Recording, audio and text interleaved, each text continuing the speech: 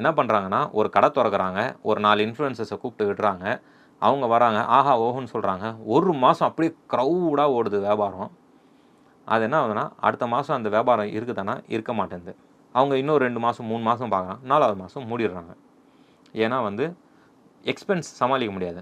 Rent குடுத்து தான் ஆகணும், ஈபி கட்டி தான் ஆகணும், சேலரி குடுத்து தான் ஆகணும். அதே மாதிரி பொருள் வந்து வேஸ்டேஜ் ஆச்சுன்னா ஆச்சு தான். வேஸ்டேஜ் ஃபுட் கண்டிப்பா டெய்லி ஃபுட் வேஸ்டேஜ் ஆக தான் செய்யும். ஃபுட் வேஸ்டேஜ் இல்லாம நீங்க வியாபாரம் பண்றேன்னா, கஸ்டமருக்கு தான் நீங்க அடுத்த நாள் சூடு பண்ணி மறுபடியும் கொடுக்கணும். அப்போ மாட்டிப்போம். அதனால் வந்து ஃபுட் பிஸ்னஸ் ரொம்ப ஃபாஸ்ட்டாக க்ரோத் கொடுக்குறதும் ஃபுட் பிஸ்னஸ் தான். சீக்கிரமாக அழிவு கொடுக்குறதும் ஃபுட் பிஸ்னஸ் தான். நீங்கள் இந்த பிஸ்னஸ்ன்னு கிடையாது சார்.